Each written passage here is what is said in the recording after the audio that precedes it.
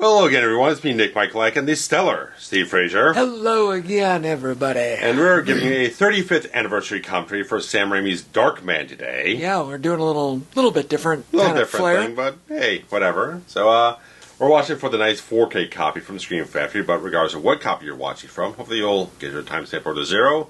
Turn on your subtitles to follow along with us, and we'll get synced up with a countdown, guys. So, let's have some fun. So, in 3, 2, 1... play. All right. It's been a hot minute since I watched this. I got the Blu-ray from Scream Factory. I held off on because I heard that the transfer on was a little middling to a degree. I just kept waiting for the 4K, and they finally put it out last year. Yeah, so I haven't watched it in a while. I don't remember when the Blu-ray came out. 5 years ago, maybe? The original Blu-ray came out 2014. From Scream Factory? Yeah. Okay, well, I got it maybe 5 years ago. So released in the summer of 1990, August 24th. So yeah, so we're right about 30 years. Mm-hmm.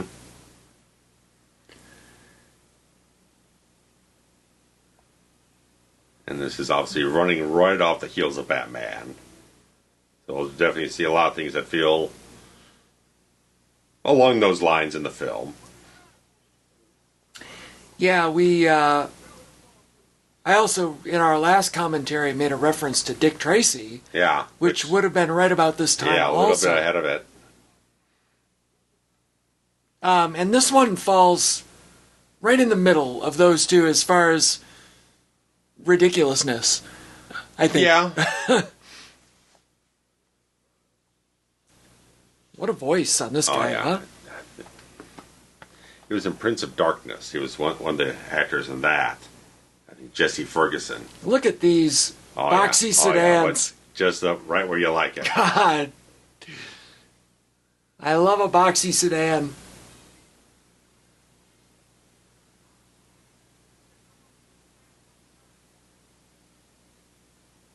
You got these. Yeah, Tufts. Union. Yeah. I don't know, that guy. Some nunchucks. Nunchucks guy. Look at the hair on that guy in the back. Love that. Oh, yeah.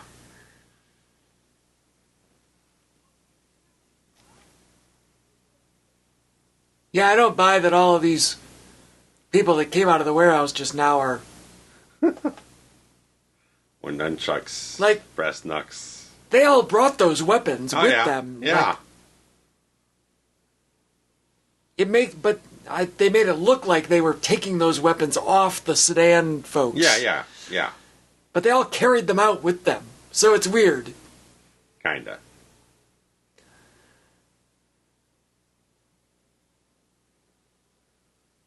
Like, where'd they find these guys?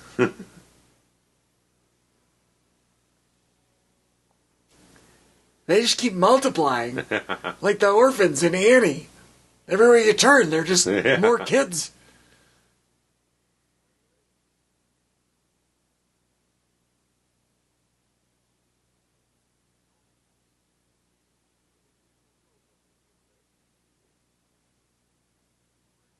That's not a bad joke. I like that. Look at this. All in how you deliver it. Look at this ridiculous outfit. This giant Eddie Black.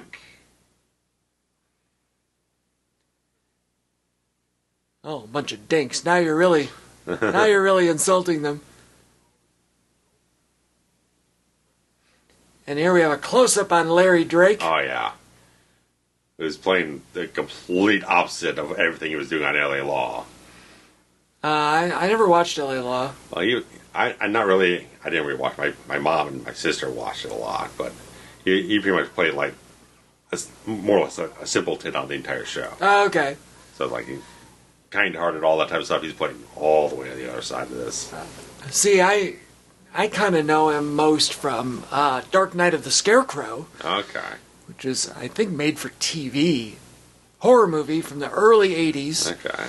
Where he also played a simpleton. Okay. Because he kind of has that face.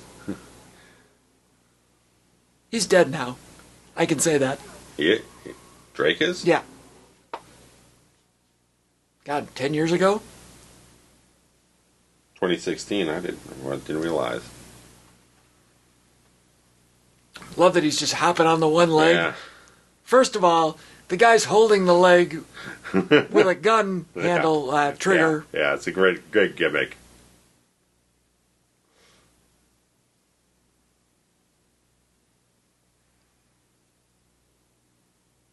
Wait, you cut off the end that you put in your mouth?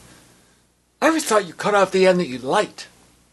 How does cigars work? I have no clue. This is a gimmick, man.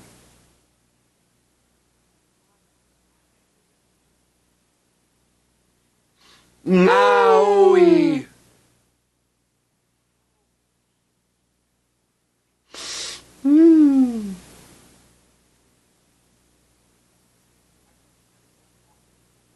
Oh. I mean, that's just a great way to set up your villain, right? Yes.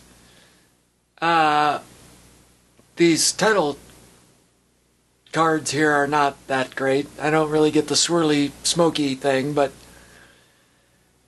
I remember I have a memory of watching this probably not long after it came out on video at my dad's apartment. And so I'm, 10? And it's an R-rated feature, too. That Dad didn't give a shit about that. I'm just saying. Because, man, I remember the marketing so, because they did a great marketing campaign of, who is Darkman, all that type of stuff. And it's I was so kind of hyped to it, but I'm 10 years old, I'm not going to get... My parents didn't let me go see Batman in the theater the year before, and that was PG-13. They're not letting me see this thing. Oh, my dad would rent all the Fridays and the fucking Silent Night, Deadly Night with the titties and the Killer Santa, Rapey Santa. I probably caught this on HBO or whenever it hit, whatever. Just turn on the TV and watch it. See, there's another Raimi in there that I don't know. So there's Ivan Raimi, who Sam typically works on the scripts with, and then there's Ted Raimi, who's one of the actors in the film. Right. I know the names, but I never remember which one is which. Right. And, of course, Danny Elfman is doing the score for the film, which is... Because you're dealing with certain gothic imagery and dark themes and whatnot, it's evocative of the Batman stuff he did. I was going to say, that's the same guy. So. Yeah, I mean... It took a couple of years before Elfman was kind of breaking a little bit more out of that sort of area, whatnot. He work on different types of films like Mission Impossible, stuff like that. Here and there, they're kind of I'm not going to be doing the same sounds and the same types of little corners of the musical space in that regard to kind of create. Didn't he also do the Simpsons theme? I don't know. Pretty sure. Maybe. Here's 3D printing. Yeah. 30 years before it was real. Kind of cool. Mm-hmm.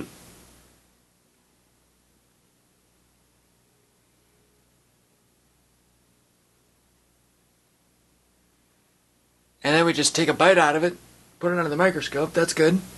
Mm-hmm.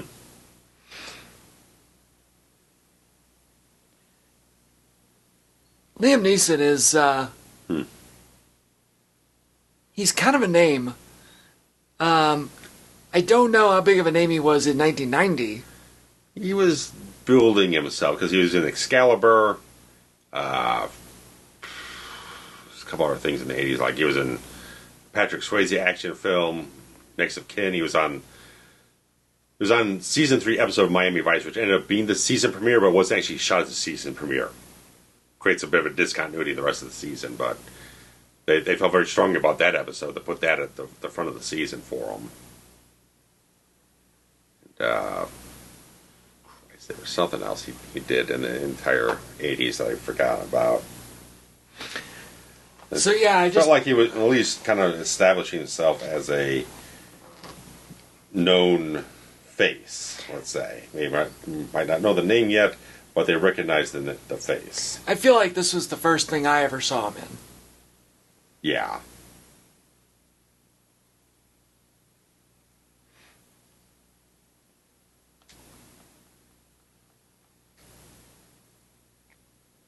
Yeah, it was stuff like Krull and things here and there. Java Cafe. Cheers. The Deadpool, the last Dirty Harry flick, he was in that a little bit. So he's popping up around, so he's getting his face out there, and he's like 38 at the time here, so he got a late start in life. Yeah, well, because I mean, Screen Factory got the interview with him. They interviewed him for the disc. Oh, did they? Back for the original Blu-ray, and he was saying like, "Oh, is he looking back now? Like, oh, as a young man." Yeah. Sitting in the makeup chair as he does for the rest of the film and whatnot. I was like, oh, yeah, all young and eager and stuff like that. Now today, I wouldn't have the patience for that. But it feels like a Robert Englund line, too. Well, like, yeah. Back then, yeah, I'm fine with that, but now I'm like 70 fucking years. I don't want to sit in the fucking chair for 4 hours. We're going to get a silhouette of some... Now, Franny McDormand, Oh, yeah. she's not afraid to take her top off. Okay.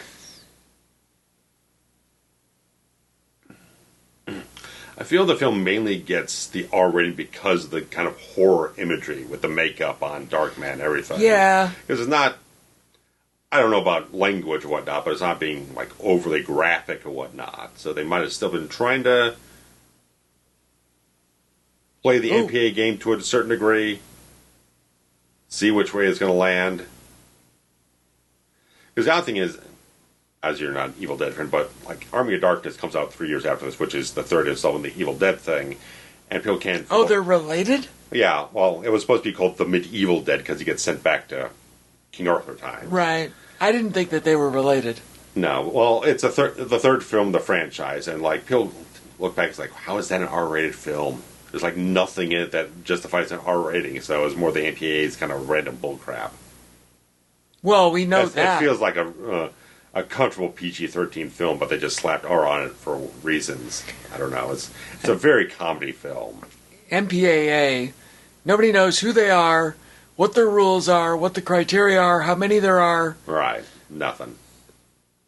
Yeah, they're like the most top secret fucking club of all time. We give them the reins that kind of run the whole show. Right. There's like the Freemasons and then the MPAA are... Yeah.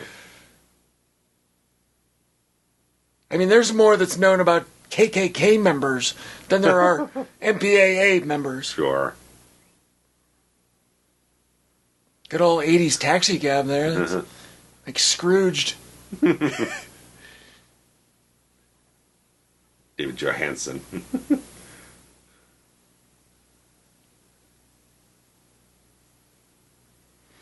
She's already married to a Coen brother. It's fine. I think even then she was. I feel like she's been married to him for a long time. Again, I don't know which one it is, but... Well, Sam Raimi was friends with the Colin brothers. They one of them Detroit. One of them, yeah, they're all Detroit. One of them helped him edit Evil Dead, and Sam worked on like a bunch of films with him, like Psycho Proxy later on, a whole bunch of stuff. And she was living with all these people, Sam and the Coens and everything like that. So they're just kind of all tied together in that regard.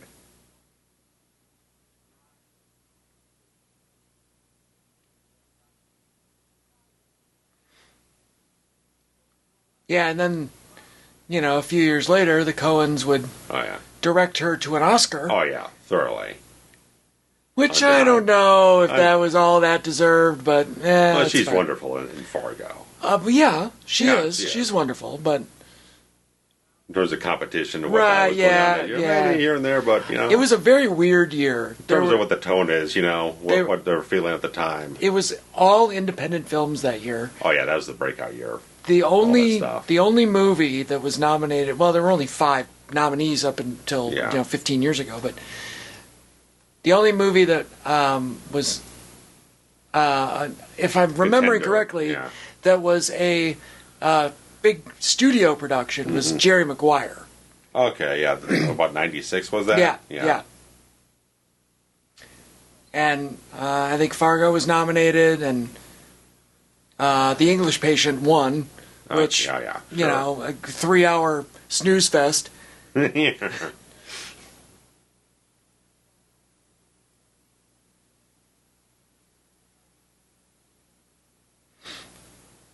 So she found some shit in her research, right? Yeah. That's gonna expose some dirty laundry.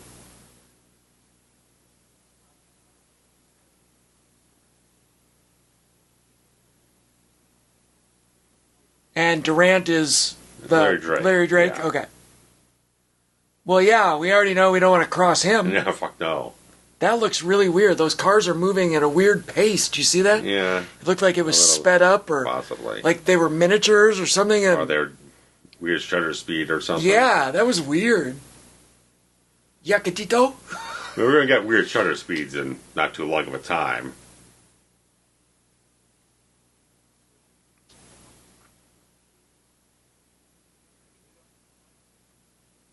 Yakatito.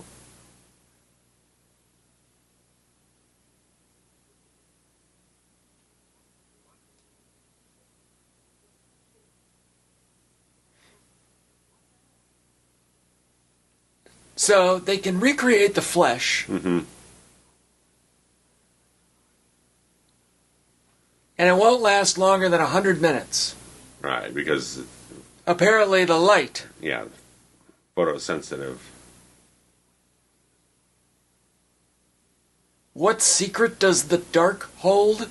That's such a weird, like, superhero movie line. Yeah, it's a little...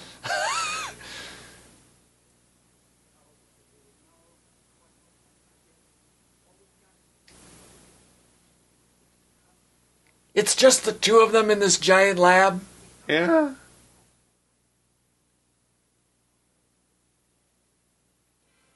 No, you won't.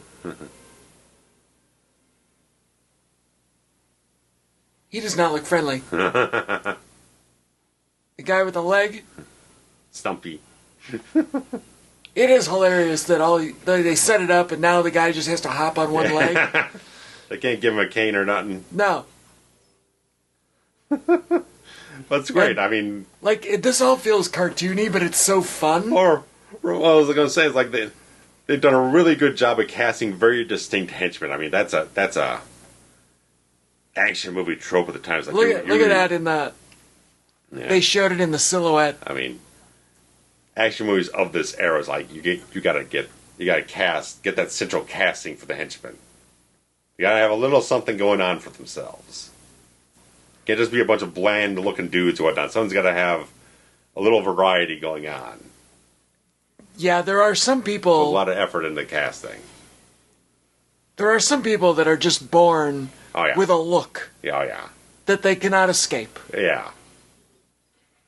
Gotta get happy with it. Larry Drake being one of them. Oh, yeah. I mean, he's saying on, like, the interview was like, okay, I had to get comfortable with like playing either big and dumb, big and mean, or big and something else and whatnot. But it's like, okay, the man with the golden gun. Oh, there you go, Scaramanga.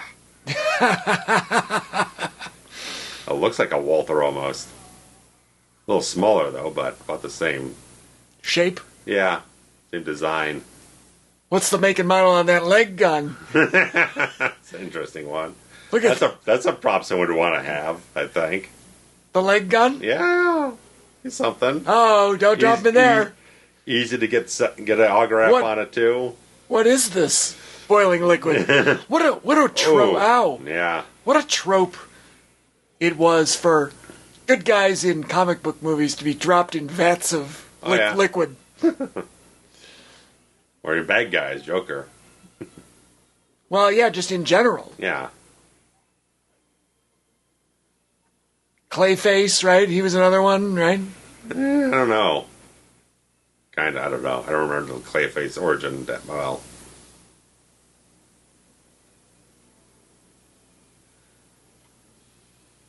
That's a nice little gimmick there. Because a lot of people had that little bird thing. Mm-hmm. The Asian. Yakatito. Which is kind of half Asian, half Spanish. The Ito meaning small at the back end of any Spanish word. So small Asian, Yakatito. Somehow I think that was very intentional. I'm sure it was.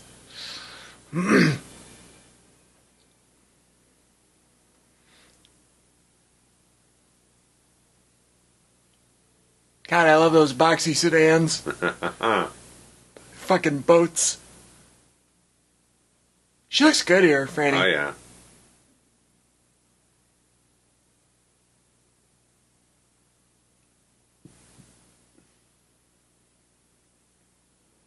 He's about to go kablooey here. Oh, yeah. Already good makeup. Yeah, it's... The hands are like... Oh, yeah. The original, what do you call it? Like the claymation was kind of... Stop motion stuff. Yeah, that was kind of... Yeah, that was something Raimi was... Yeah, but he loved that. Oh, right? you loved that, yeah. Uh-oh. Kablooey. Nice shot with the eye. Yep.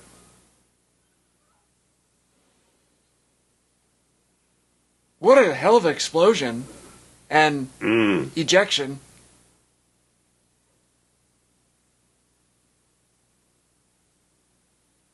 Tony Caesar? Maybe? Consultant? I mean, he's not too big for his britches at this point. No. But Tony Caesar worked on every Wes Craven movie ever. Just about all of them, yeah. In some way or another. So, he would not have been working on anything at this point, right? Craven wasn't doing anything in 90. Well, you would have, year before, just hit Shocker, and I don't think there's anything until People Under the Stairs. Right, that was 92? 91, 92, something. Then it's like Vampire Brooklyn somewhere in there. I am not a People Under the Stairs fan. I've heard.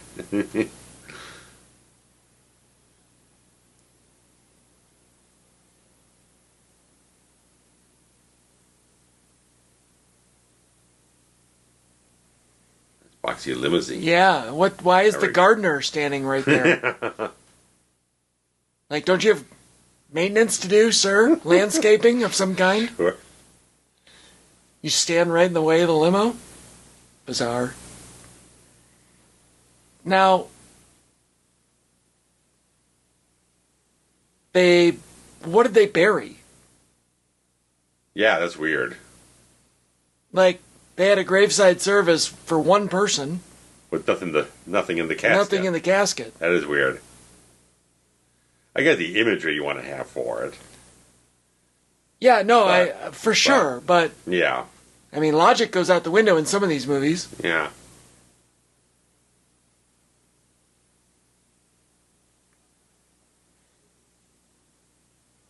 Oh, that's right. Speaking of homeless, Liam Neeson was in the great movie Suspect, starring my gal Cher.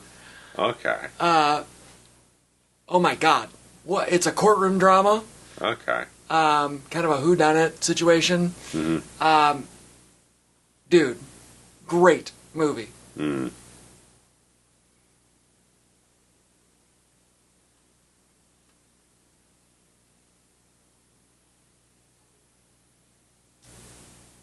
Because he's not awake? No, because all his nerves have been severed because of the situation he was in. Right, but he also looks to be unconscious. So, well, yeah, that too. So I imagine poking somebody with a pin. Too, yeah.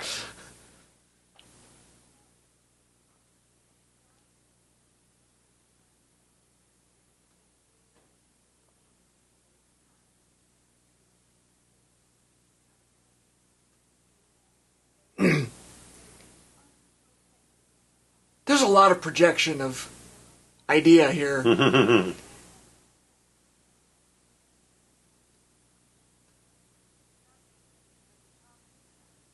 And there's like a dozen people in these hamster wheels in this wing of the hospital. Peculiar, yeah. I mean, okay. It's basically a comic book movie. Yeah. So, oh, yeah. Like, okay, things can be a little... exaggerated. Right. Yeah, I get it. I'm not trying to poo-poo. I mean, oof. Well, Raimi's... This is a little zing-pow yeah. for my taste, but okay. But Raimi wanted to do an adaptation of The Shadow. Strange enough, this is produced by Universal and 4 years later they would end up doing The Shadow anyway, despite the fact they said they didn't have the rights yet. But since he couldn't do that, he decided, okay, I'm going to try to come up with a brand new idea for something that has similar themes, aesthetics, whatnot. It borrows a lot more from gothic horror. Like a Frankenstein, Phantom of the Opera, Hunchback of Notre Dame type of stuff here and there. Bad CGI, but okay, it's fine. This is before they could do digital effects. There's definitely a lot more optical effects in the entire film, which don't age as well as they could. I mean, they only had about $14 million on the film, so it's keeping it fairly constrained to a degree. For as much as they end up doing in the film, it's a little tight. Any of that would have... I mean, I don't know if anybody in here is a big enough name to warrant a good salary. No, but it's certainly just the fact, I mean, you got a lot of action set pieces later on, a lot of makeup effects, you're doing a lot of visual effects, optical composites, a lot of rear screen projection stuff here and there. They did some cost-cutting effects techniques later on in the film, but... Yeah, I don't know, maybe... And they're all shooting in Los Angeles, so there's a lot of permits involved with shooting a lot of different things. They got some helicopters later on, so you can see how it can stack up. That it is very like Phantom of the Opera kind of. Yeah. And what a situation, right? Like right. He sees his wife or fiance, and is unrecognizable. Yeah. And it just scares her. And he can't even vocalize. Yeah. Although he did say, "It's me." Yeah. But... Sounds like Andre the Giant. Yeah.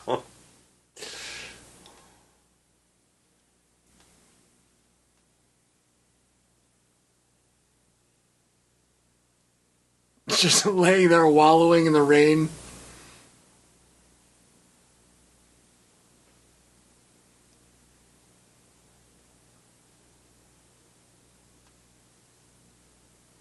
I like what they're trying to do. Mm-hmm.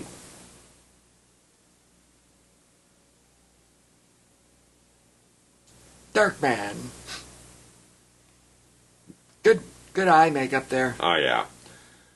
They used Tony Gardner on this thing, who worked previously on the Blob remake for Chuck Russell. Okay.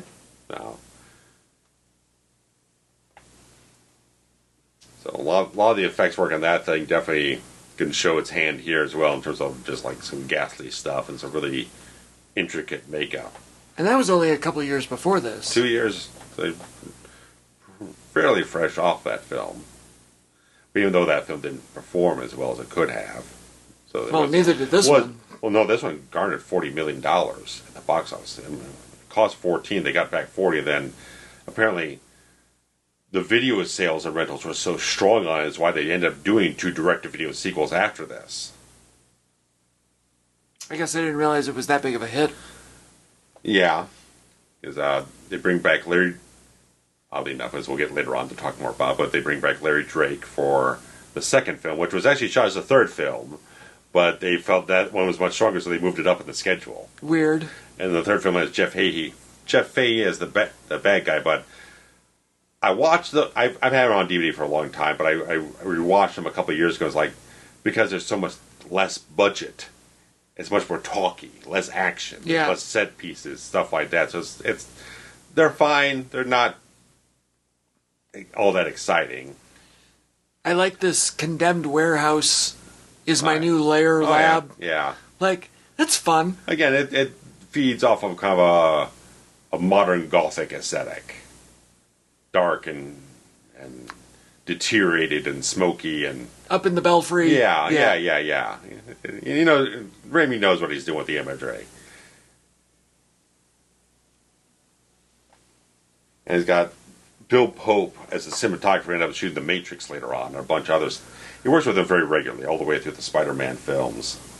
Bill Pope. This is a great set. Oh yeah, this is all constructed for the film too.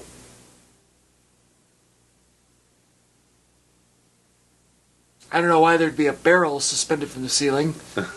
But, hey. Take what you can get. Church.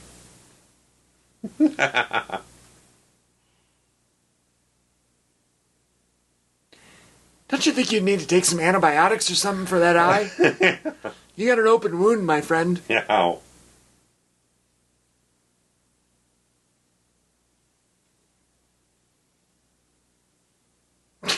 There's an awful lot of spark and flame.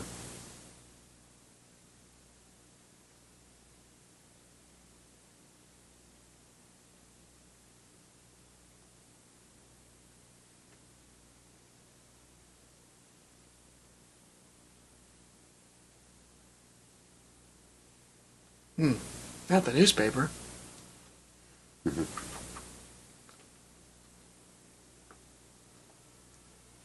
That was dramatic. Throwing it like that. You'd think for somebody that was charred to death, you'd be a little more careful with some of your open flames around. Guess so. In this dirty, dry, abandoned...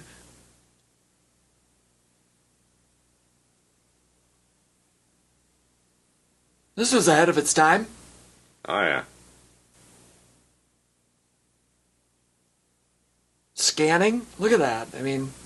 Yeah, let's delve into the sci-fi into things a little.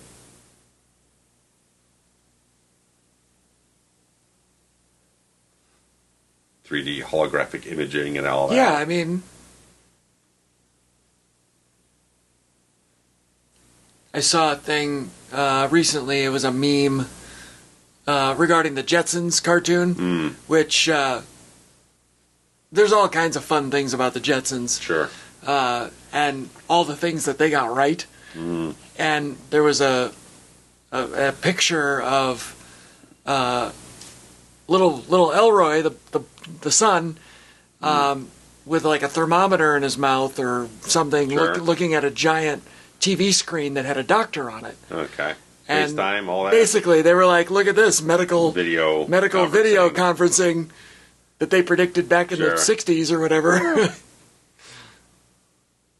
571 hours? Fuck. That's a long-ass time. Well. Do some math.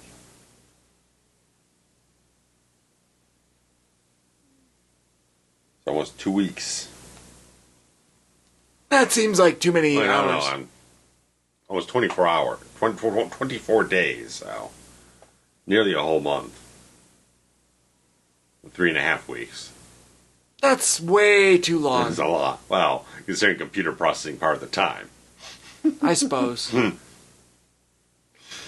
I suppose. This is the age of the old floppy disk. And Yeah. not the hard floppy disk, the floppy. Floppy.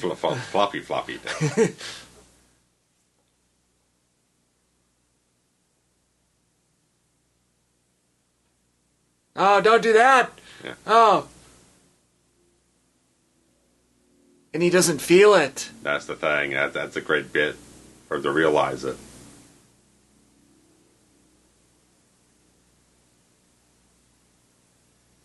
That's cool. I like that.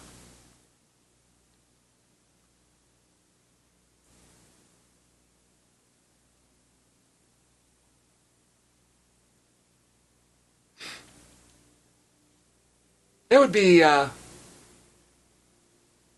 did you see that Novocaine movie? Not yet. That's a similar concept, right? Yeah.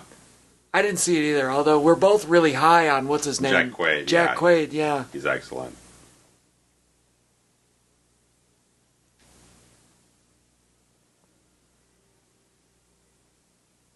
Yeah, we could throw Companion into our rotation.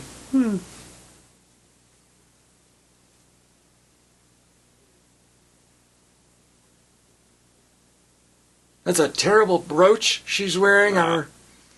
Yeah, a little. It's little very much. Macho King Savage there. Right era.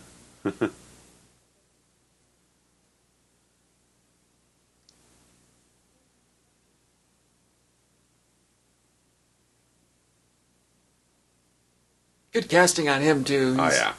Nice, weaselly feel to Yep. him.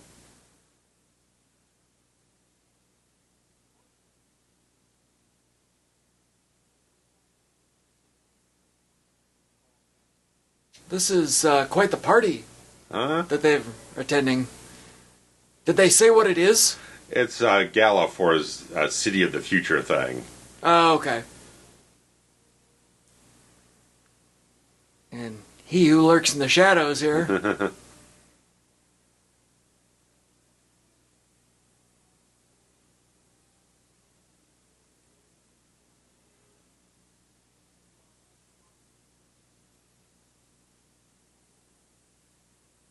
Is that a Raimi? Yes, that's Ted. That's Ted. All right. Yeah. Nothing like a little nepotism.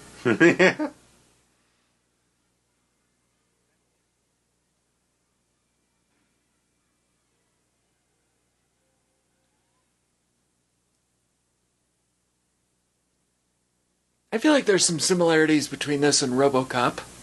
Yeah. Yeah.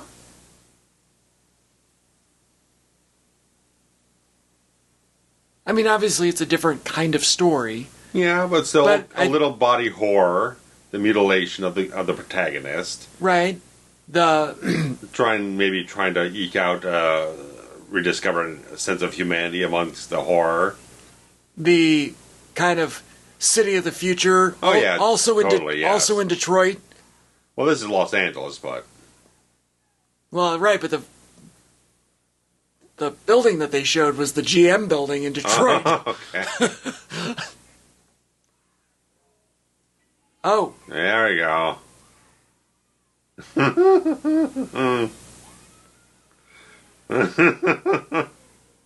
that would be absolutely Oh terrifying. yeah, my God! And like how they speed it all up here a little Yeah. bit. Squish. Squishy. I feel like that international bridal shop that was right there probably going to be closed for a day or two after this incident. Nikon. I'm more of a Canon guy than a Nikon guy. It's Latino Billy Ray Cyrus.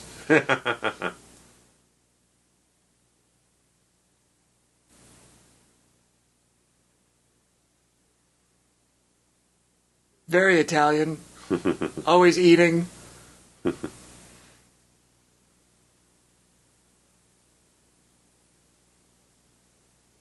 What a henchman. Like you said, yeah, he's great looking. the central casting just said, Damn straight. give me the best. The tattoo on the head. Yeah, nice little touch. Like they show that he's got photos of pretty much everyone to get the reference.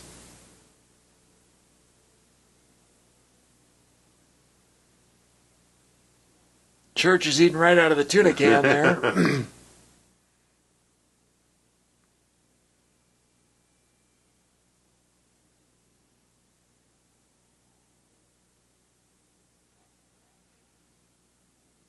Weird, like, pull start Yeah. motor, like on your Gas Lawnmower. generator, yeah.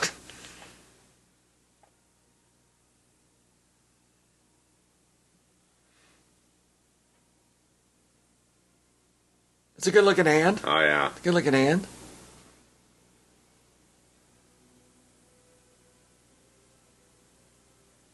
Fits like a glove. Yeah.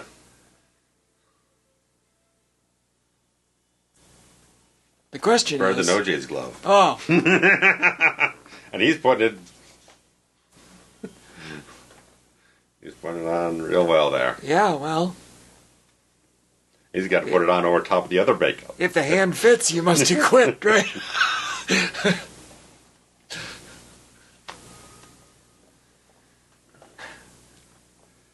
Is he still running that other Yeah. 72 or whatever, Yeah. 30-day For his one? own, they extrapolate the missing data on his photograph. Little chloroform action? Where do you buy chloroform? Beats me. Like, where does one get chloroform? Ask any wrestler of the time. They'll figure it out. Well, Giant Gonzalez was the only one that Gonzalez. used it. I feel like you gotta ask the, all the bad guys Yeah. of the time.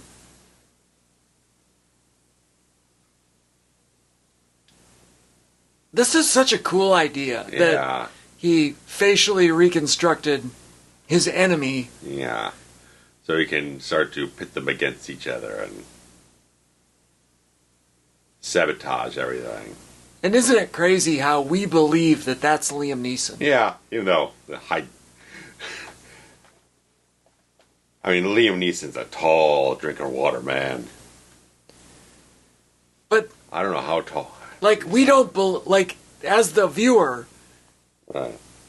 like, I guess in our minds we know it's the same actor, but in our, as far as we're concerned, like, that's Liam Neeson. Yeah.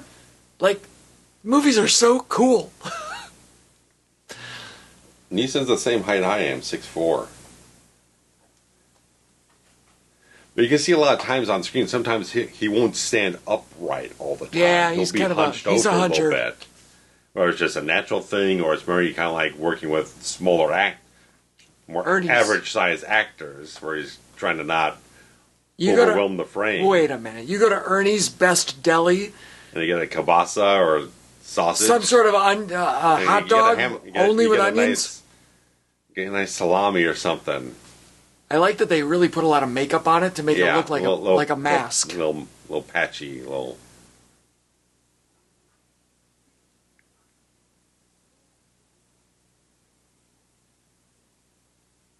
Is that the guy with the leg? What? Yeah.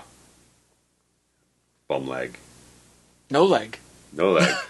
Gun leg. Gun leg.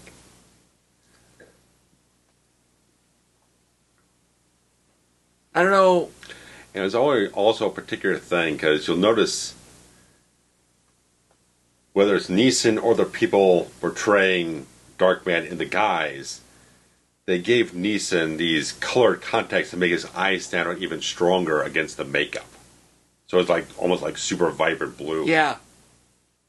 It comes out really well in the 4K HDR. I like that they cut right from that scene to this scene. Yeah. Because it really doesn't allow the audience any time to get confused about who's who. Right. So he plants the plane tickets, chloroforms him, steals the money,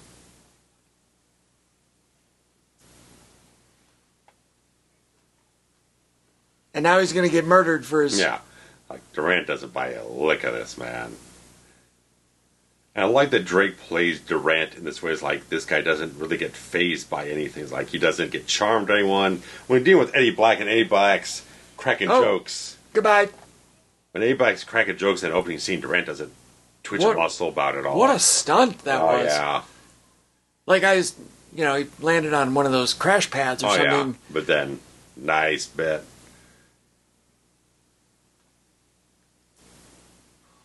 Why would you be anywhere near the scene, you dummy?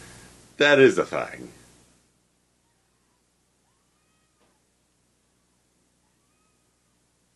Is he waiting for the bus then? I think so, but he's smoking now, so he's got to really move. And go sizzle. He's only got... Now, can he go inside? If there's no sun... I mean, I guess he'd have to be in the dark. Sure.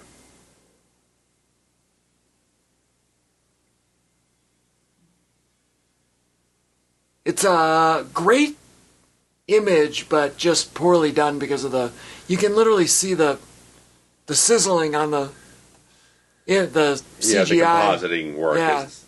Like I said, I mean, this is both the things, like, this is at the end of the optical composite era, but also they don't have the big budget for it all to do the best work and have the most time to work on it. They probably can only do a couple passes before time and money is too short to really work on it more. Yeah, that's the big thing. We don't know if there was a deadline that they were up against, or... I'm sure they were... I mean, this obviously was released the 24th of August. It's like it's right at the end of the summer season, and they're probably being marketed as much of a summer film as possible, even though they're trying to stay as much out of the way of the probably heavier hitters on the schedule.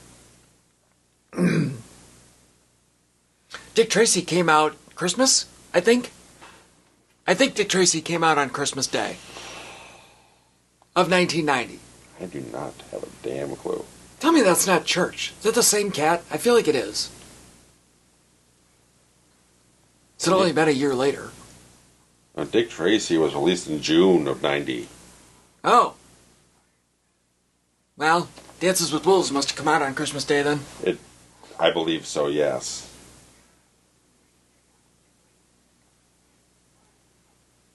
He's really all in here, isn't he? And like a couple weeks before, Dick Tracy got Total Recall comes out, which is a huge hit for Arnold. Was it that big of a hit? I don't remember it being... Give me a second. You can have all the seconds you want, friend. It made $261 million. Wow. It's one of Arnold's biggest hits until T2. Dick Tracy Oof. made $100 million less than Total Recall. And the budget was way higher, I'm sure. No. No? All right. Dick Tracy about $46 million.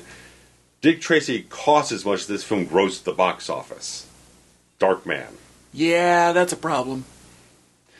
Total Recall, it seems a little nebulous on the budget, between $48 to $80 million because of the special effects. Right. But that one won Oscars for this makeup and special effects. Everything, so.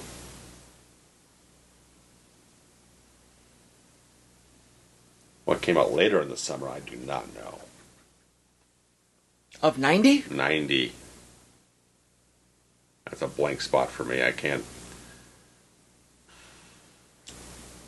When was Home Alone?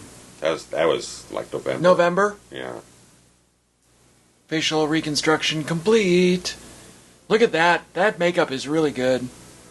Like the holes in the face. Yeah. And again, it's like all Neeson has to act with is his eyes.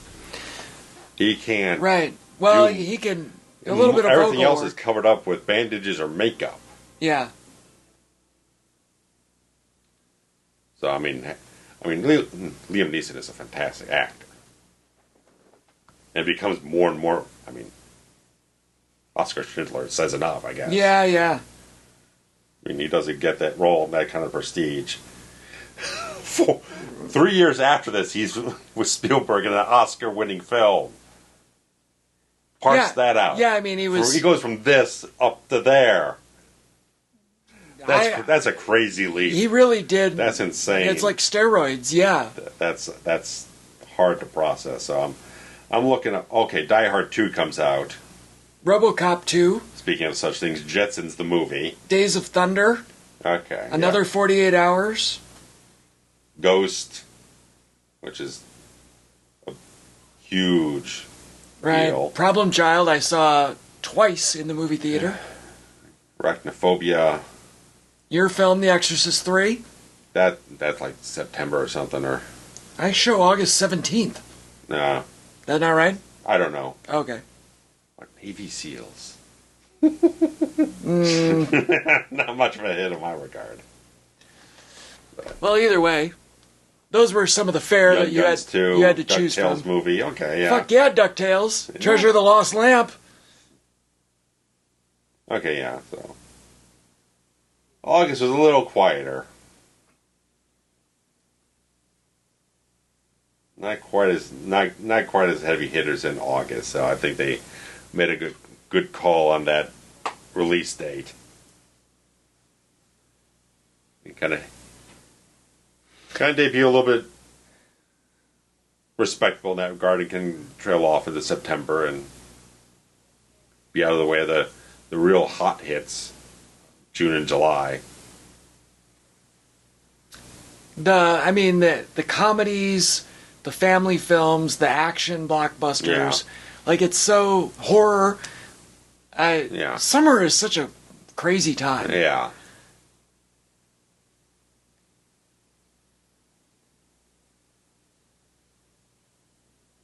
You know, it took Jaws for them to realize that people will actually go inside and watch a movie. Yeah. And then I think at some point they realized, like, oh yeah, kids are not in school. Right. So why don't we put out family films Right. in the summer Sure. to give the whole family something to do Exactly. on a rainy day? Right.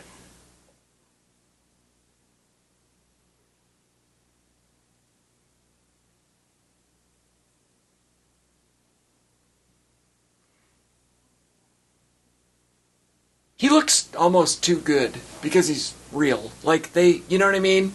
They Like could they just let him come out there with no makeup on. So I feel Yeah. like they could have made it look Little- like a mask. You You know, Yeah. like a little bit of more a pancake. little edge around the jawline or something. You know what I Yeah. mean? Like a little Yeah.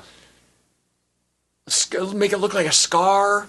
Something, Some- yeah. you know what I mean? Something, Just- something, yeah. They could have done a little extra something on it. Oh, taxidermy.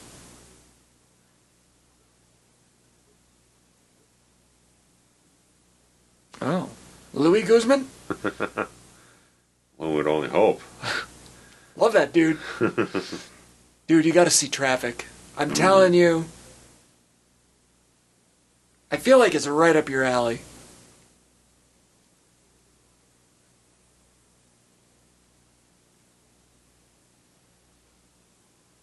Oh, hung fat. Hung fat.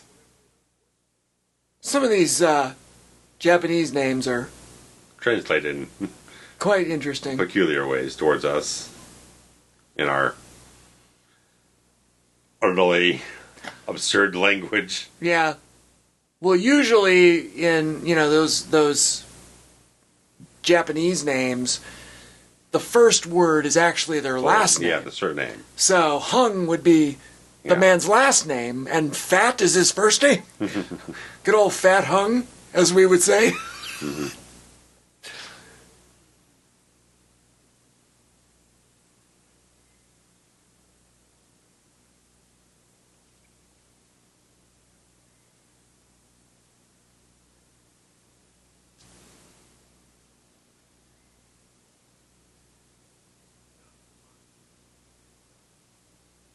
I love the teeth. The teeth are awesome.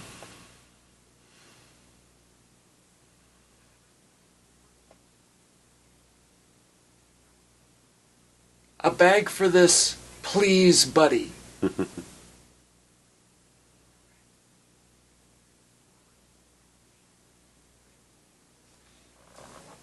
Nice match cut. That, yes. Where can I get a car like this?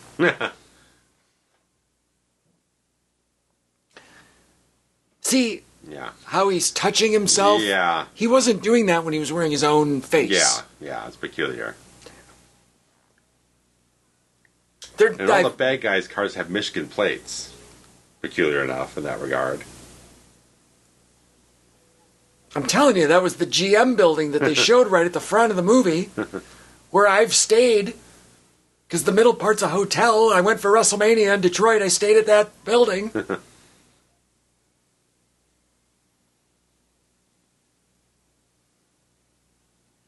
I know General Motors isn't really a thing anymore. Hmm.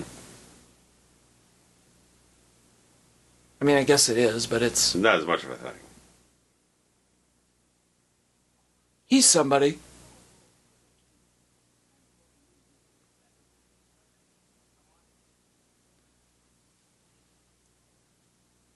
Yeah, here's where you were saying about the blue eyes. Yeah, I was going to mention again. Yeah, definitely very vibrant. Like, nobody would notice? Yeah, it's interesting.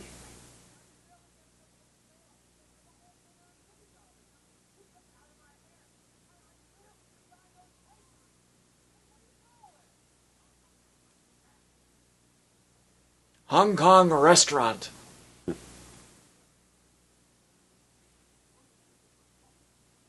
He's up against it here. Mm-hmm. Time is running out. And this guy knows it. His name is Arsenio Sonny Trinidad. Arsenio Hung Sonny That's Trinidad. Hung Fat. That's a name. Arsenio Trinidad. Oh, yeah, yeah. The dog pound. Yeah, but Sonny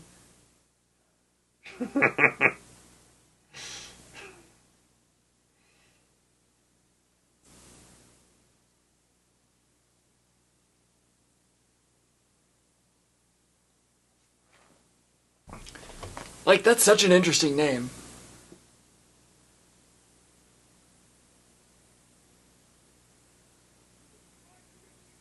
Speaking of which, he's also in The Shadow. Ace Ventura: When Nature Calls. He was in that? Yes. I definitely saw that in the cinema. I don't remember any of it except him coming out of the rhino's ass. Oh my god. Put that on his Oscar highlight reel. Old Carrey. It's funny because he's done things, Jim Carrey, that are either extremely ridiculous, but he's also done things that are, like, extremely dramatic and good. Oh yeah.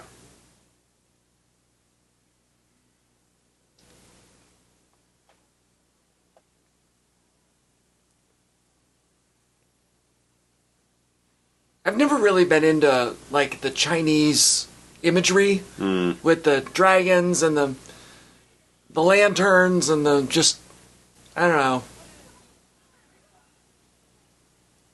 Like all of the, world history and their hundreds of year old dynasties and all that stuff, it's just, that never really interested me. I mean, it's nice to walk down Whitworth Avenue in Chicago, but... Yeah, I don't know. I just... Again, Chicago Chinatown's like a block and a half here. It's not one of the top tiers in the country, I don't think. Son of a bitches. Size and expansiveness. Great scene there. Oh yeah, that's all. I mean, this is hot on the heels of the Back to the Future sequels, where they're doing a lot of motion control, split screen stuff, and so. Well, yeah, and we believe that until you said that, I was like, oh, that one's Liam Neeson. Like, it never even occurred to me that it was two of And you can tell with the eyes Drake's. again. Right. Drake's actually has more of a green eyes.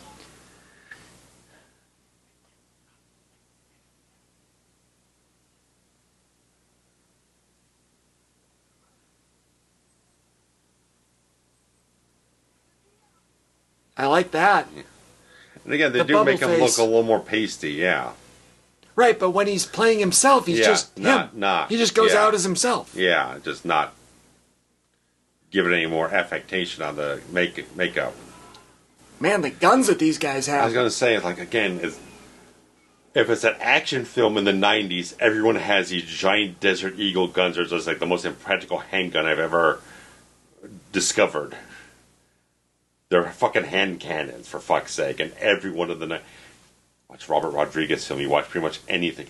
Someone's got a Desert Eagle. Is that what that is? That's what that is. I've got some plastic versions of it. Fucking huge. I mean, if you put it in the hands of like RoboCop or Schwarzenegger, it looks like a regular sized gun.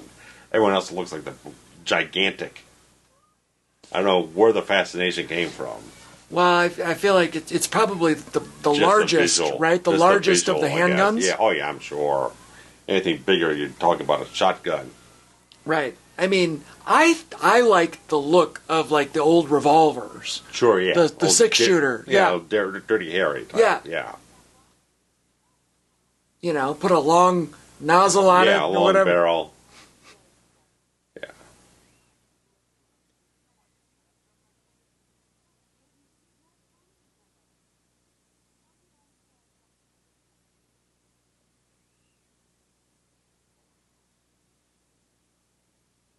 Yeah, I see no scarring, no anything. Yeah. No extra makeup to kind of make it look more Right. like it's artificial.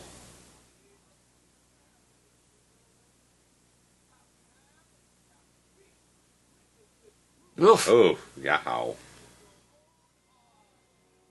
Fluoride, pal. Too late for that.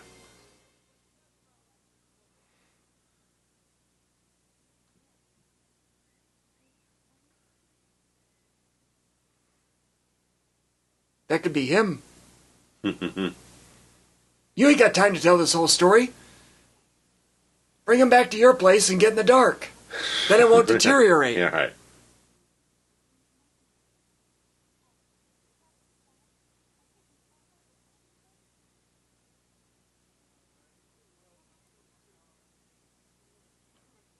Look at that guy back there in the Captain and Tennille outfit. Looked like Mean Gene Okerlund wearing I didn't catch it. Oh, I want an elephant.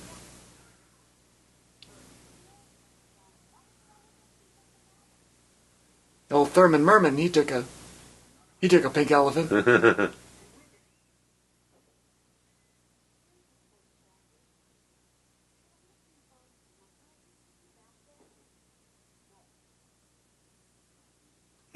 I don't remember what the trick is to those milk bottles. I know that they're gimmicked in some way that... I bet they're like glued down or something. Usually. Well, I don't think they can legally do that, but I think in the old days, a lot of these things were kind of rigged and gimmicked and stuff like that to make it like near impossible to a certain degree. I thought that they were like weighted or something. Probably something harder to knock over. Uh-oh. You pissed him off now.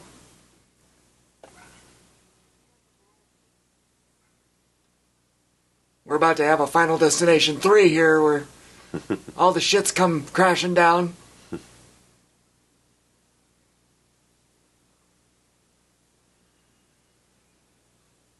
That guy's got a sleazy, like, Alice Cooper twinge to him.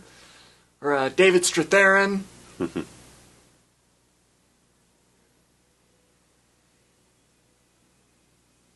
More good casting. Yeah. Oh, here comes. Uh-oh, red face.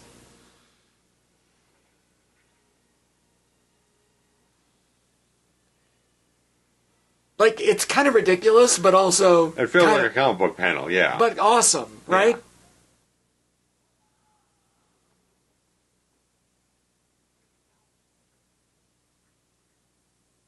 Oh, see, now that's good. Yeah.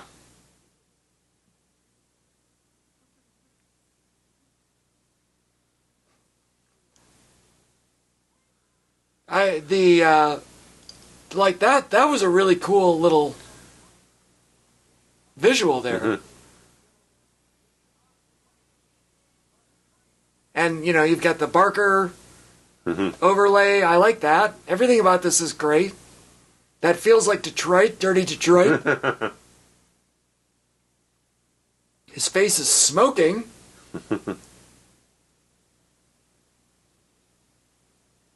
I don't know how accurate that is, but... Where'd he get this wardrobe from? Look at all those clothes. Like a raid at Goodwill or something. Yeah, I don't know. Loading dock at the Sears and Roebuck. No, it fell off a truck is what you're saying? Like Goodfellas style?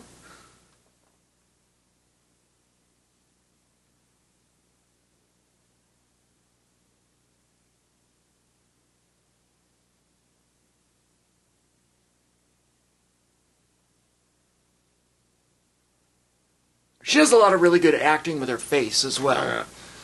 Melty Welty. Mm-hmm.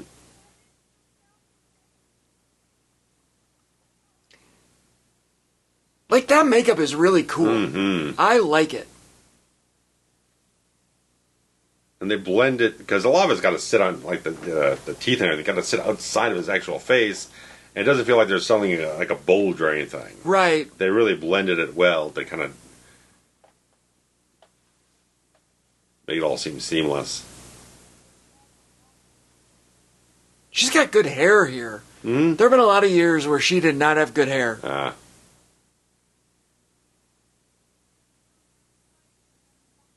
And she got a little weird in her older age, like nowadays. Okay. Like, she's very political. Oh. She's very outspoken. I don't know. It's like she had a certain level of fame and comfort. She's got a couple of Oscars. Uh-huh. And then it's like, all right, I can just kind of say whatever I want, whenever I want. Sure. You know what I mean? Yeah. That is the GM building in Detroit. Huh.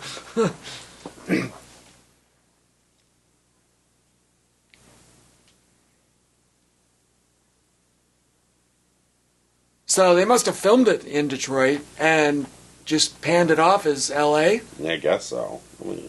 Did they ever say it's L.A.? The shot on location in Los Angeles, Toronto. Don't mention anything about Michigan.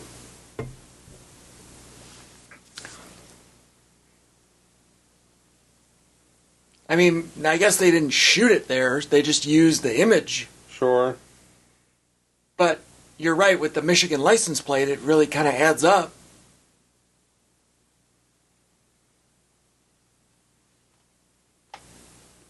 Like this is. I mean, later on we see downtown Los Angeles very clearly. Yeah. There's a helicopter chase. Maybe they just like the look of that building. Yeah. I mean, it's a cool looking building. I mean, Los Angeles doesn't have much downtown to show off. Right. Like one or two skyscrapers, and everything else is pretty modest. Did you hear that? The guy on the phone wanted Krugerrands. There was this bizarre deleted scene. I don't know what the fuck the idea was. On Darkman? With this character, yeah. Where apparently his introduction scene is on the disc. I imagine it might be on your disc too. Probably. I don't think there was anything new on He's them. naked rolling around in Krugerrands. Oh, well, I need to go home and watch that. It's bizarre. She was like, we don't know what kind of movie you're making with this scene. Because, like, I don't know what kind of movie this is supposed to fit into. Just rolling around in bed on these things and gets up and answers a phone call. Well... And you hear all the production audio, and all the coatings are falling off the back of his bare skin and everything. Fantastic. I bet it's a great visual, and they shot it because they had an idea, and it was a cool idea. And just then don't really... it is utterly unnecessary. But, yeah, hot off of Diplomatic Immunity. That's right. Which was only a couple of years before this, right? Or the same year? Year before. Oh. Was it 89? The previous summer, yeah. Okay.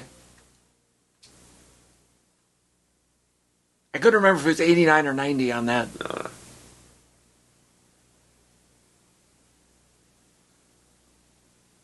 And you get another optical composite. You see it's a little fuzzy around parts of it. Overall, though, it looks pretty good. It's not bad. Yeah, not bad at all. It looked better than... I feel like a lot of the composite stuff, they didn't shoot in like high resolution, like a 65 millimeter. They probably just did 35 to 35 and printed it over and over again, which you don't get as much clarity on the thing going generational. But that looks... And you can see a little wobble in the thing, too. Yeah, but I mean... It's not terrible, I'm saying. But there's, like, aging to a certain degree. It's like... I've seen way worse than that. Well, you can see here, like, the... Oh, it doesn't line up? The little the bars at the bottom? The window keep fracturing off when the perspective changes on the camera. Yeah, but still... It's fine. It's not going to win any Oscars, but it's functional. It's not bad. I've seen worse. Him at the Gargoyles was way worse at the front of the movie. Yeah. They're being very ambitious in a lot of these different cases. I mean, the bottom looks a little fuzzy there. Yeah, Durant looks a little... green screeny? Yeah, just a little fuzzy. Again, if they shot it with 65 millimeter film stock and printed from down there, stepped down from there, it probably would look a lot sharper.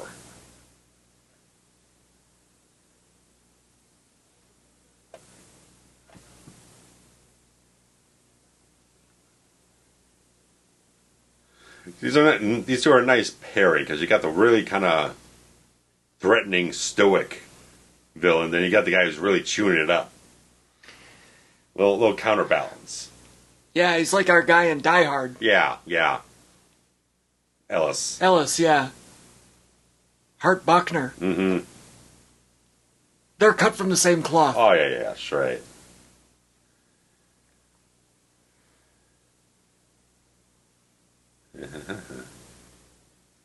Yeah, even like I also when I think of RoboCop, there's like the abandoned warehouse. Oh yeah, all that stuff. Yeah.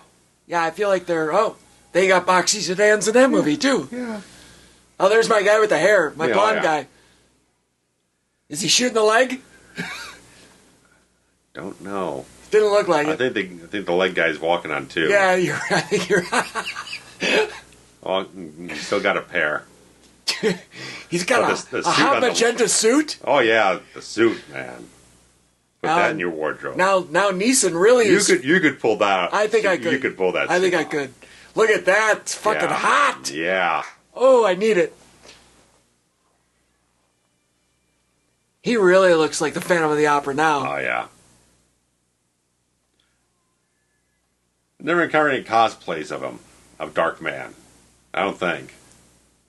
I've not seen any Of course, in my travels, but depends on the season. You don't want to be walking around in August in this getup. well, yeah, but people do it in all sorts of Oh costumes. yeah, I'm just I mean, saying. you don't want to be walking I around. don't want to be. I was briefly involved with a fan film at a point where I had to wear one of those rubber masks, and it was fucking June. Yeah. No, thank you. I understand the pain now. And to be under all this shit and it's fucking 80 degrees out. Yeah, no, thank you. I don't know if I don't think it was 80 degrees. It was probably much more mild, but still. I would much rather that than be like in the water in November, like on some of those Friday films. Like this is a hell of a sequence here. Oh yeah, that's what I'm saying. I mean, budget-wise, you can see where it this starts. is $10 million of our up. quarter of the budget right here. Yeah.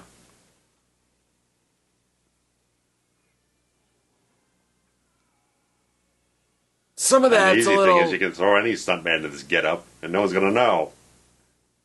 That's probably what they did. Yeah. You just need Neeson for the close-ups with the eyes and everything.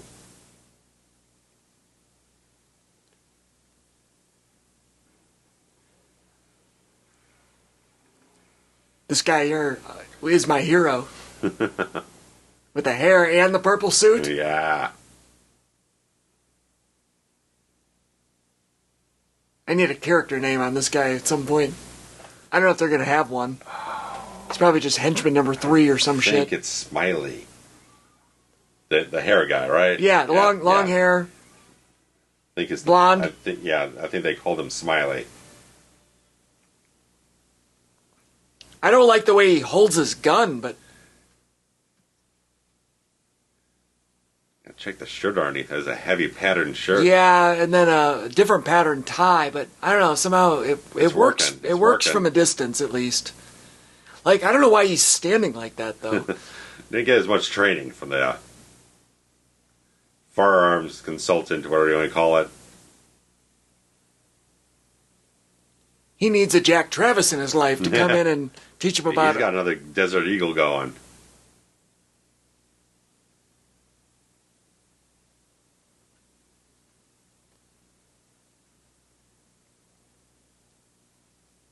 He's got that scar on his face. He's Oh, yeah. got good sweat going. Oh yeah, That did him that, up nicely. that gun is ridiculous. Yeah. They're also shiny too. Like that's There are also black ones you can get, but yeah, when I think of that gun though, I think of the shiny one. yeah, it stands out more. Is that how you're supposed to hold that gun? I do not know. I mean, because of the kickback, like you can't be a one-handed gun. No, He's got to God, no. control it with the. He doesn't even have a strap on it, right? No. He's not doesn't have it wrapped around or Oh anything. yeah, I like him.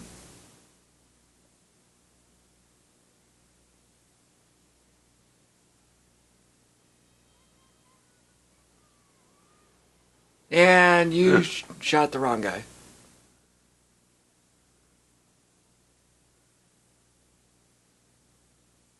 Double mask. Yeah.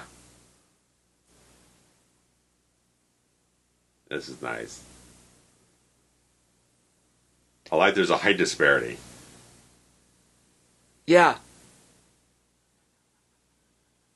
He almost kind of looks like the guy that played Randall Flagg in The Stand. This guy's got better hair, though. Well, fuck yeah. I meant Neeson as him, not the original guy. Either way. Because he kind of was... Still the same actor, either way, here. Yeah, but he had like a facial distortion thing going on. Well, the actor consulted with Neeson, saying, trying to figure out, like, how do you move? How would you play the scene? What's the psychology going into the thing? So he can play it differently from the regular version of the character. Even that one looks kind of pasty. Right, that one looked good. Like, it looked fake, which is the idea. Yeah.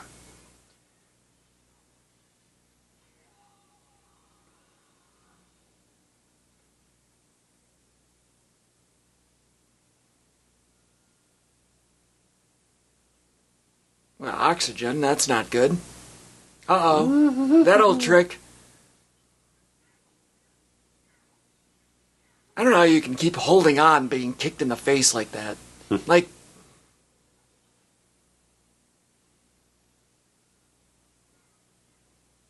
Uh-oh. That stuntman looked nothing like Liam Neeson, by the way.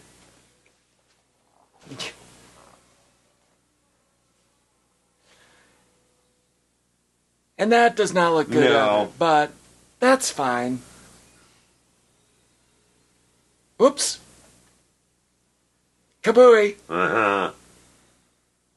Yeah, that doesn't look good. No. But that, I mean... Yeah, the blow up. They really blow up. Like, you can see the... So it's a double, right? Like, it's partially a real and partially an They might have done a miniature or something like that. Yeah, because you could see the roof, like, moving for real. Like, what a stunt this is. It's not Neeson, obviously, but... No. But, like, that is not fake. That's somebody dangling. Oh, yeah. They had to close down 9 city blocks of Los Angeles for 4 continuous weekends to get this entire sequence shot. And this is downtown Los Angeles. Well... As much as downtown is, but I mean... Downtown in 1990 is not downtown in 2025. Sure. But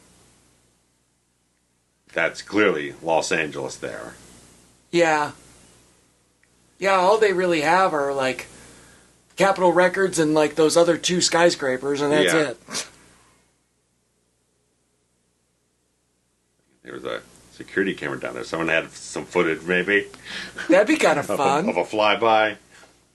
That'd be kind of fun.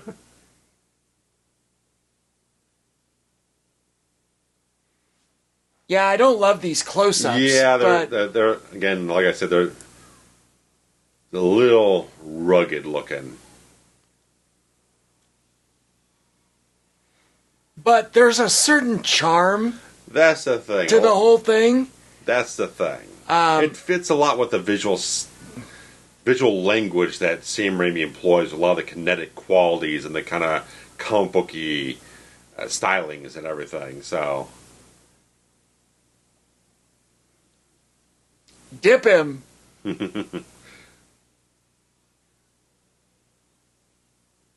say it's like fucking Judge Doom with the dip. He's got kind of the same cloak going on too. I thought they meant dip him in the water.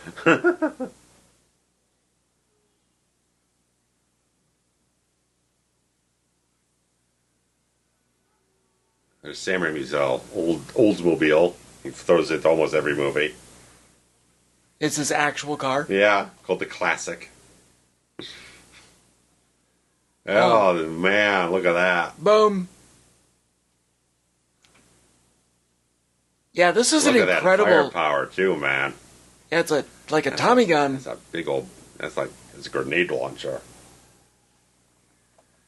I mean, this is a hell of a production. I'm telling you. I mean, there's second units on fire on this sucker. For 1990, like, this is... Yeah. Incredible. Pretty hefty, yeah. It's incredible.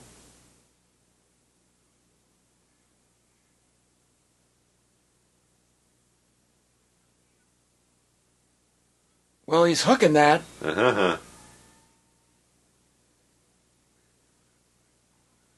Goodbye. Love, I mean, that's awesome. Yeah.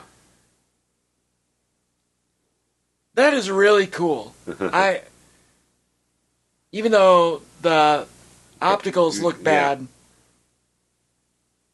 Like, that's the shot that I think they used when they imposed it onto the window, right? Like, that was the original shot. Yeah. And they were like, okay, copy that and scale it down for the window.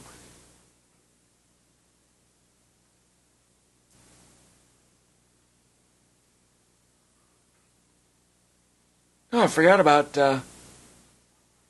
Franny.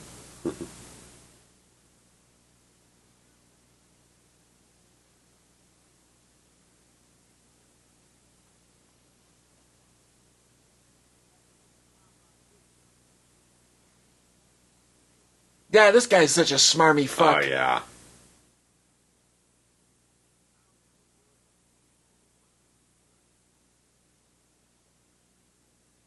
And we are to believe that that's Liam Neeson, yeah? Well, they're faking out the audience as much as they're trying to fake out, what's his name? Him? Yeah. Oh, yeah, the blue eyes. Yeah. Strack. Yeah. Mr. Krugerrand up the ass. Yeah.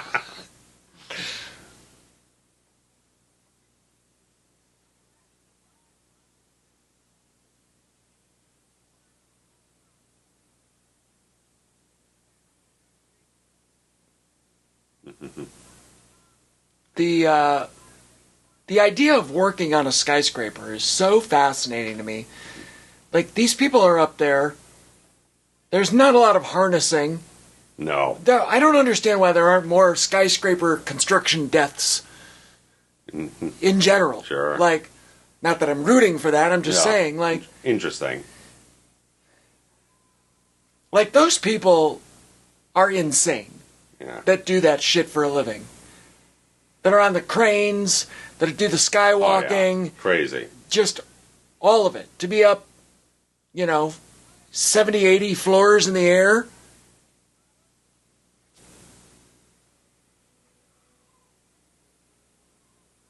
Is that the first time she's seen him? Yeah. Without the bandages or anything else. Okay.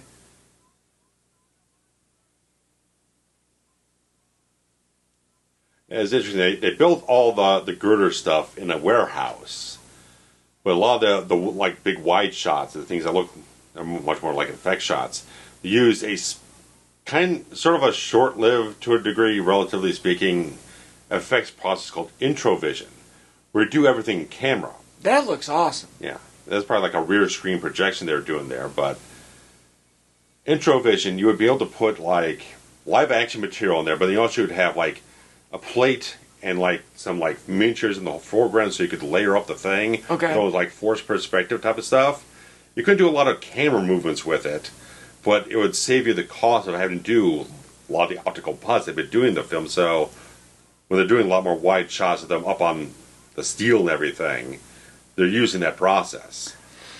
And that's really not a new process if you go back to like the Charlie Chaplin days. But this process specifically was developed around 81 and kind of out by about 94. Because then they got good at computers? Yeah. So it was really just designed as a cost-saving mechanism where, like I said, you didn't have as much freedom to do what you want, but it's a lot faster, like a lot more cost-efficient, so you could really use it in certain circumstances if your there you go, budget girl. and Just time was short. Push him off the edge.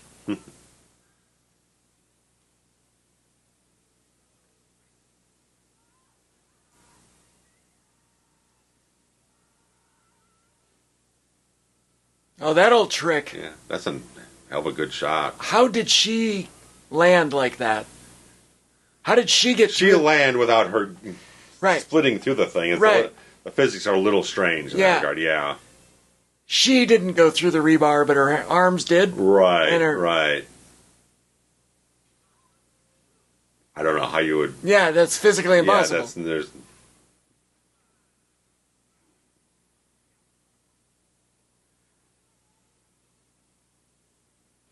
yeah, so you could see, like in that previous shot, there's a little space up top where there's a lot more stronger blacks behind the live action footage, but the whiter stuff where they're doing like a plate or whatnot, it's a little, the blacks are not quite as strong, so it's a little mismatched in that regard. I'm going to guess, though, in 1990... It was pretty alright. Yeah, you were just fine in the cinema. And of course, I mean, the backdrops, they shot like high-resolution stills at like highest building in Los Angeles to get a lot of these plates. Perspectives and stuff, plates and everything just for the background. They blew them up like crazy, so they looked fantastic. So you didn't have to do a bunch of green screen stuff that would look dodgy as hell. I love that little shrug. That little, that's fine. I nailed them both. All types of stuff that stand for lethal, too.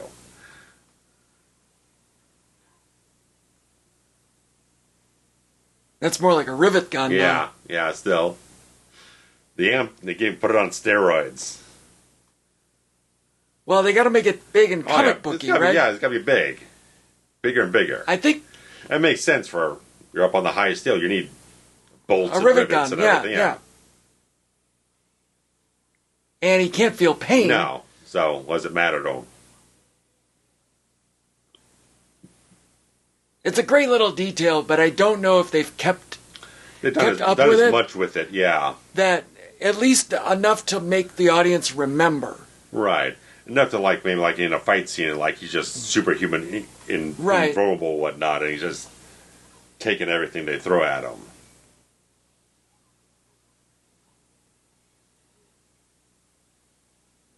I mean, you can hear a little bit of the Elfman score, and it's like, yeah, it feels a little Batman-esque.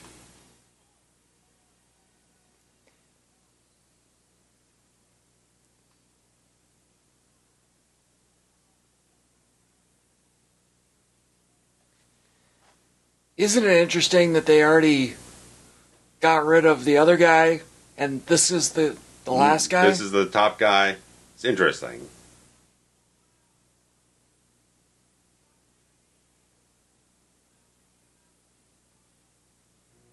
Yeah, well, I think his face is probably the best. Yeah, just that expression right there. I think it's the best justification for the R rating. Yeah. Look, that's a great line that just sums up so much of the pathos. And then the cape twirl. Yeah, he's I mean, before stepping a bit on camera, he was a stage actor. So he gets to kind of play up that kind of thing, too. It's always the interesting how an actor will have to adapt between the stage, where you have to reach out and fill the auditorium, and play on film, where you have to kind of get it down kind of intimate a lot of times, and play subtle. Right, because the camera's right there. You don't have to play big. You are big already. You play to your partner. Yeah. Not to the camera. The audience, yeah. Right.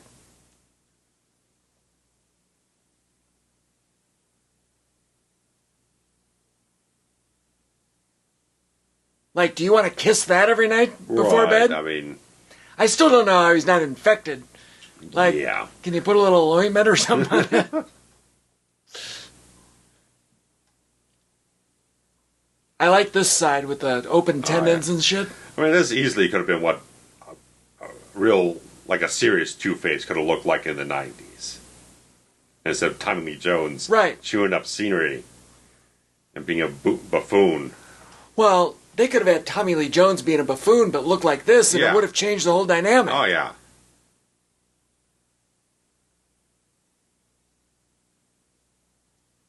How much does it cost to reprint a face every day? Yeah, I mean, he's got to keep getting the material somehow. And obviously it's dissolving after 90 minutes. Yeah. Or some whatever and they keep dabbling with that in the direct-to-video sequels a little bit about making deals with people, and they turned out to be making deals with people to get more resources and help him with his resources, but they end up being bad people and everything. Even tried doing a TV series, like they didn't even shoot a full pilot. It was almost like a presentation to sell to the network, but it didn't get picked up at all. I wonder what the premise would be. That's the interesting thing. Is like, okay, you kind of gone through the arc as Bruce Campbell as Darkman in the final frame, because a lot of people are kind of pining for like Bruce to kind of take on the role in the direct-to-video sequels, but they gave it to Arnold Vosloo. I don't know who that is. He ends up being Imhotep in the Mummy films. Oh, With Brendan Fraser and everything. So he's in Hard Target as one of the bad guys. He's really good at playing a bad guy, but as playing Westlake in those sequels, like, and at that point, wasn't great. Neeson was already Oscar nominated, so he ain't going down. He ain't going down there. No, no. Too far. I think that, I don't know, 5-6 years after this, I don't know, something along that line. So Dan Bell's your that's my guy. Yeah. See if we catch anyone in the stunt department on this one. I don't know if anyone familiar or worked on the film or not. Final Shemp. Three Stooges reference. After Shemp died, and they saw to finish a couple of shorts, they brought in fake guys to stand in for him in the Three Stooges shorts. And say, he's a super big Stooges fan. I mean, I am too. Yeah. But not a lot of people are at the feet of Shemp. I don't think that is Peter Deming. Looks like Peter Deming was on the camera crew. He is being a DP later on for Wes Craven. Oh, okay. He shoots. I think he shoots Scream 2, 3, and 4. Interesting. And they'll start out somewhere. Well, sure. I mean, everybody is kind of a, they have to start somewhere. Yeah. So I was interested to go back a little further and see where they kind of... How they progressed? Yeah. Can they Rachel Talalay themselves from from the bottom to the top? She's still like one of the holy grails that I want to get on my poster, and I just don't know how to go about it. Yeah. Oh, she still works very regularly. I think she shoots a lot, directs a lot of TV. So I'm thinking, there's no shortage of, Flashback Weekend just had another Elm Street congregation. But they never... The usual people, though. Right. They never bring in the people that I want to meet. The Jim Doyles of the world. Jim Doyle's, Kevin Yeager, all that type of stuff, those folks. Dig a little deeper into the whole thing. Dude, Jim Doyle would make $1 billion at a convention. Charlie Bernstein or whoever. Right, yes. A couple of the composers or something. That'd be a hell of a pain. You just bring in a bunch of the effects guys from the Elm Street stuff. Just give them a hour-long panel and talk about the techniques and the progression and everybody, what they did and everything. That'd be fascinating. I think there's a bigger audience for that than a lot of people, like Mike and Mia that run Flashback. I think that they might think it's too niche, but I don't know. Days of the Dead would probably. Well, they've really gone up. They've really gone off the rails. Yeah, that's unfortunate. When the original people sold it off, no, I don't know, 5-6 years ago. Okay, when things were in no man's land. It's gone off. It's gone way down. Okay, so I haven't been there in ages and ages. They're moving hotels by us, by the way. Again? Yes. Again? Yes. I'll tell you more off the air. Sure, yeah, it's long enough. I keep looking for more names, but yes, I think that I really want some of those nightmare... More minutes left. nightmare people, behind, crew. Yeah. I want crew. Yeah. And I never get it. Yeah.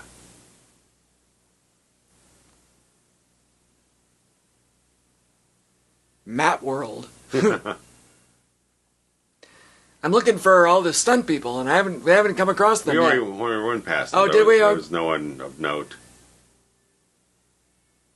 I was really hoping for some Tony Caesar on that burn. Mm. I did meet him. He's the only. He's the only crew. I don't know if you call it crew. I mean, stunts are crew, are they? Behind the camera folk. Yeah.